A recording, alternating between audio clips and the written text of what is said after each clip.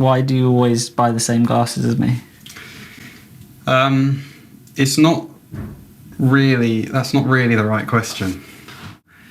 It's sort of, why do Specsavers only make one pair of good glasses at a time? It's not really my fault. Okay. So you're blaming Specsavers? And I didn't actually know that these were definitely the glasses you had when I went into the shop. And it's also, it's a bit of a pressurised environment, isn't it? Trying to select essentially a fashion item whilst a store employee is looking at you. You kind of just pick the one that works. So, yeah, it's not my fault. Okay. When you said questions, I don't know if we were really thinking the same thing. What do you think a question is? Well, I'll ask you one. You can see what you think. What's yours? A proposition? What do you think the main drawback is of like eggs? Or anything really, but mainly eggs?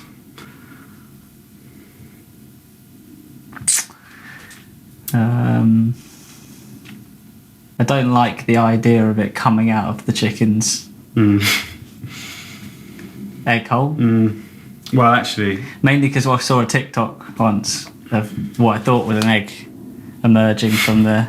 And it's someone's mouth. Yeah. It's not an egg hole. Well, it is an egg hole, but it's also every other hole on a bird. Just for trivia's sake. No, it is. They have one hole. And it serves all functions. So, there you go. There's somebody who's the best at everything, right? Not at everything, but like at everything that there is. There's someone who's the best for that. What do you think you're the closest to the best at in the whole world? Seriously? Yeah. Does it have to be sort of like a recognised profession or something? No. Literally anything? Yeah, but the thing that you are closest to being the best at in the whole world. When you go to bed, you know, you go around the flat or the house or whatever, and you check the front door, you check the windows, that they're shut or whatever, or locked, because, you know, you don't want anybody coming in when you're trying to have a sleep.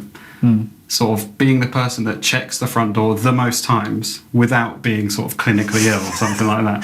So I'm normal in the head. Okay. Except I do that a lot. So does that count? That is really specific. Yeah. Well. So the person, you have to be quite specific, I think. Yeah, yeah, sort of Usain Bolt. And where are you putting yourself? Like top 10? Well, I think I'll be realistic and say top like 100,000. But I think that's probably even way too high. So let's say top 10 million. I don't know. Arrogant. If you could get rid of one invention or creation that's ever been created, what would it be? Is that Soreen?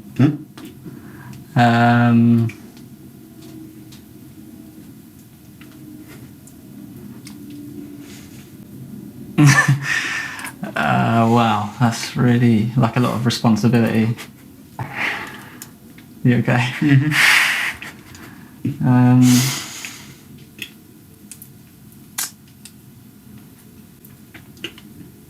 You have to mute my mic. Mute your mic for this bit. There's quite a lot of... what would you say is like responsible for like traffic jams primarily on the motorway? Got quite a lot of Soreen in my mouth.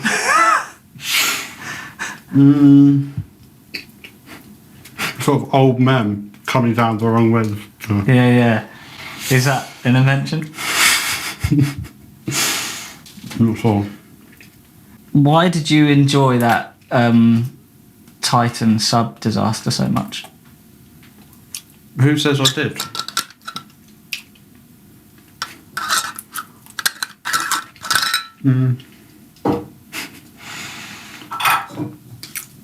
I didn't. In a way I did. Why?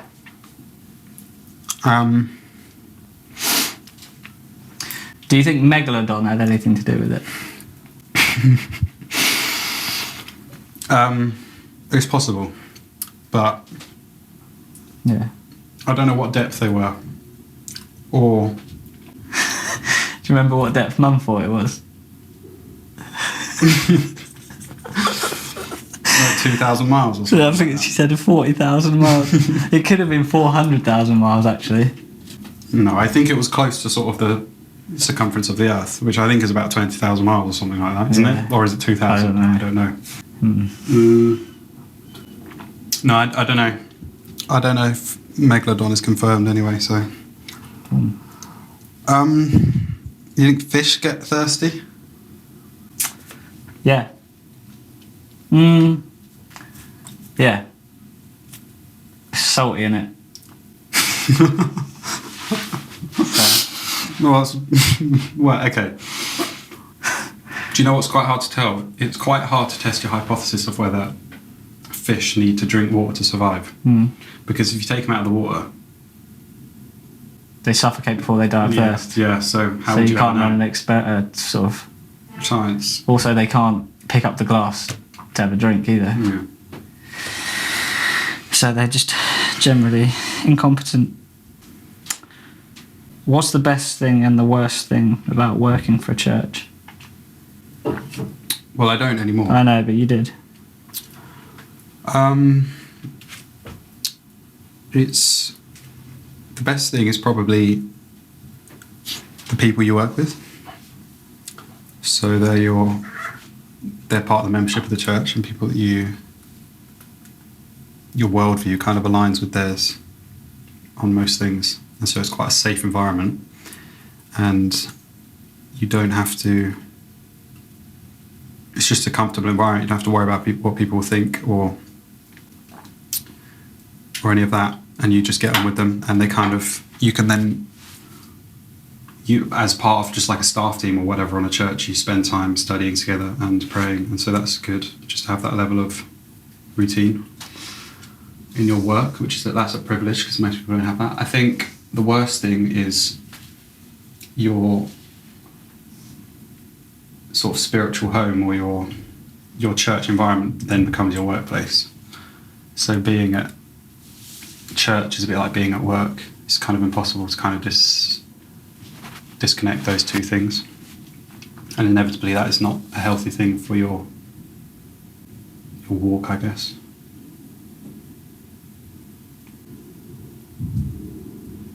Quite a lot of toilets though, isn't there?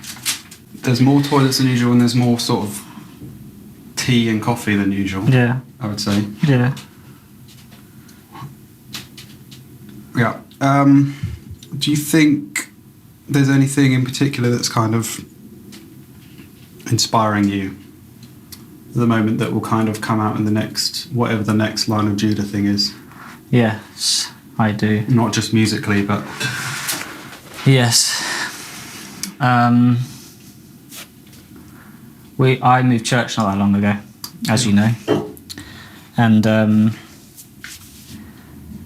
that's been an interesting experience for me.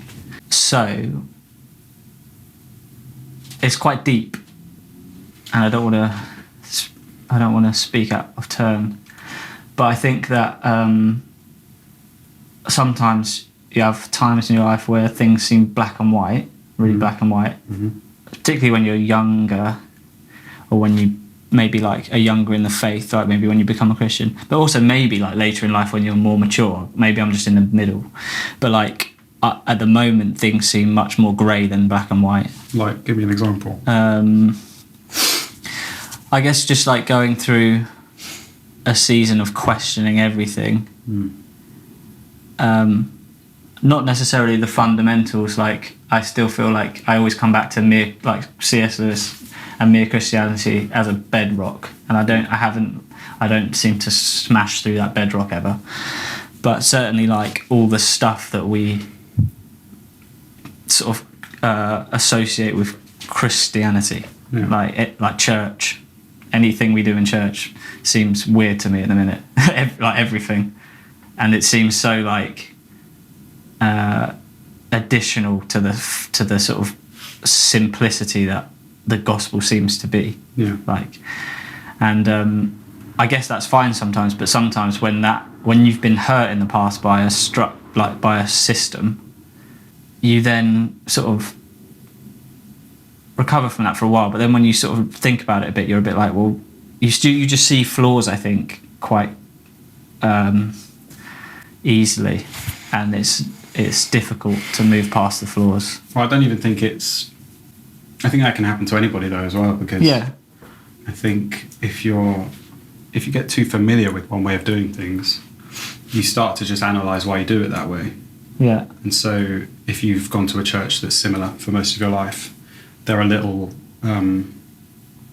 there are just things that almost end up being distracting because they're so familiar. Yeah. It's like this is the same every week or whatever, and you start to think, well, this is more of a routine than a relationship or whatever. Yeah. And we've spoken about this before. I think if you stripped it back to the basics and kind of just thought, well, let's start it a new way and to do church in a completely original way, you'd end up with basically the same thing as what we both have now. Yeah. The things that you do routinely week after week and the way you do church, like, is actually in most cases a pretty good reflection of what you should do. It's just you get familiar with it, which is challenging. I think familiarity is a problem, and then I think like familiarity leads to like moving things from a column of like this is just a way to this is the way. Like that's what familiarity does. So like if you just live in this place where it's just this is what you do all the time, so it's so familiar, and it might be good stuff, but like the longer you stay there, the more it becomes this is the only way to do stuff. And actually like there are other ways of doing stuff. And so much of what we do or have done as a church, like each denomination does things differently, and that's because there is no set way of doing stuff. Like, and so you just, it is quite helpful sometimes to break out of the familiarity and be like, oh, this is actually that's really useful that I'm seeing in this new context. And but the other thing from the old church I think is really useful, and they're not doing in this church. Like, so that's a useful exercise. Anyway, but it's so I think like there's new songs happening now that are like I have a tight concept in mind for the next EP. Yeah. Which I probably just won't say right now, but like, it's about that really. It's about like feeling unsure and not asking questions. Do you think there's a theme of this EP that's just come out? Coasts? Yeah. Well, you know the song "Go." It's not a song, is it? But the song. Was there one that was called? Yeah. You're with me. Like, I think I wrote that last, and that's probably because I was almost starting to think about this next thing. Yeah. So like my mind was in that place, and like that's ghosts in that scenario is referring to like ghosts of the past, things that crop up that you have to deal with, ideas, challenges that happened or whatever, But this whole EP is definitely not about that. But that's the title, and that's what I meant by that. But the EP I think is quite wide ranging, and like I think is the most CCM-y song we've ever done, but I really like it. And in like a worship sense. Yeah, and it's quite simple, like conceptually. But then there's stuff like Forever Won't Be Long, which again was like intentional to try and be writing, not be like stuck in a mode where it just has to be really explicit all the time. People ask us about that song quite a lot. Yeah. How do you and we've spoken about that. Obviously it's not what people expect necessarily from us. Yeah. When we were releasing that song, I asked you to put a post up on Instagram or whatever, and I said, oh, do a long post because people read long posts or whatever. And you said you didn't really want to explain what it's about. No. Why not? Because it's like Because it's so specific, and I don't want to make everybody else. I didn't want everyone else to have to make that their meaning, like, which I think when it is so specific they would, like, and I am quite happy for it to be interpreted by people. It's not like it's not like there's going to be issues due to interpretation, like there would be if it was a more explicit Christian song. It's not open to that kind of those kind of problems. So, but yeah, it's obvious, really. If 2 seconds thinking about it, it's obvious what it's about. It's just like I didn't want to go out there and be like, oh well, this is about this specific thing, because it's like, why, you don't need to say that. But I hope that it like opens up some more opportunities for us, like more listeners from a different place. Yeah. And I think I'd like to do a bit more of it. I'm not planning. I haven't got something on the go, but like I feel like songs like that, I'm quite open to like having more of them. In a way, and the questions I've had on Instagram, I think it's fair to say like our standard response without even, I think we know what it's about, and now we're kind of like dancing around what it's about. But it's like we've always just felt like it's totally normal, or it should be normal, for Christians to sing about the same things that other people sing about. And actually we probably have even more of a reason to do so. Because the good things of life should be I don't know, responded to in art or whatever. And it's not like something people really do, to be honest. No. Christian artists, I think they stay in their lane. They have an issue of, and I don't know whether it's like a logistical issue of being like, you need to be typecast, otherwise the audience won't know who you're for. But we'll see if that becomes an issue. But it doesn't mean theologically or like whatever you can't sing about just the ordinary things. It's like with the Instagram title, like we up until like 6 months ago, we had like, I think we called ourselves a Christian band in our Instagram title. In the bio. In the bio, and I was like, we changed it because I was like, what does that mean? And also, I don't want people to, because I have friends who aren't Christians who listen to our music all the time, and I don't want people to think it's not for them. Like if like someone hears Forever Won't Be Long and searches us on Instagram and it says we're a Christian band, they'll go, well, I'm not a Christian, so I don't want to. Well, this isn't for me. So it's just like trying to break those things down a bit and be like, well, we believe what we believe, and we have our worldview, and we make music, and like that's really all it is. And sometimes we'll be really explicit, like I am, and sometimes it'll be much more subtle. And I like that. I feel freed by it, actually. Like, 'cause that song Forever Won't Be Long like kind of broke the back of that problem, because before that you are in a box of like, this is what we do until you do it once, and then you're like, oh, that's it, that's fine. Like, because when I wrote that song, I took it, obviously I sent it to you guys first, and I didn't actually know whether, I thought as a band you might all be like, well, I'm not sure that really works for us, but no one was like that at all. And then we took it to the label and they were totally fine with it, and I was like, okay, it's fine then. So I think it's been quite freeing to do that. What do you think about the EP? I think it's good. When people ask me that, I don't know, it's hard to produce a set of songs and not be completely jaded about them by the time they come out. Because you've heard them, I don't know, like, a million times. And you've heard every single detail, and you get so granular when you produce a song that you lose all context for what the song as a whole actually sounds like. And so it's hard to listen to them objectively, or just through fresh ears. It's actually easier to listen to our music that was released like 2 or 3 years ago, and I often enjoy that stuff more, even though I think this new stuff is probably technically a bit better. So I'll tell you in 2 years, basically. But I think it's okay. It's just, I'm so familiar with it. Do you like our music?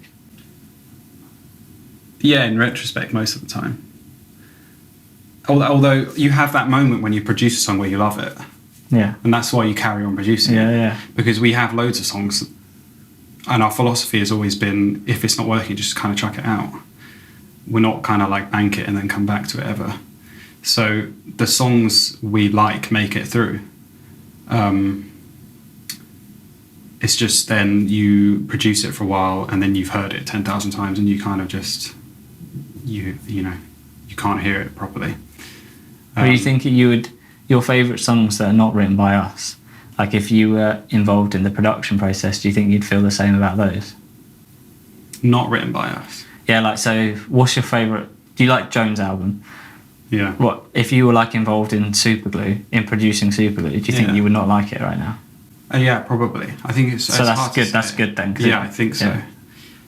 The songs I end up liking most of the time are the ones that we spent the least time making, which doesn't make any sense. Yeah. But "You Are With Me" is my favourite on the EP right now because, well, actually for one because it was quick, so we made it quite quick, and also Jez had a big hand in it more than.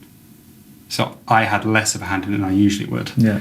And so it was just fresher and it sounded a bit different for us maybe. So yeah, those are the songs. And then I think the interludes from previous albums and stuff, they're not substantial songs. They don't really make any sense. But they're just fun to listen to because I've still only heard them a few times comparatively. What's the best thing you've ever seen?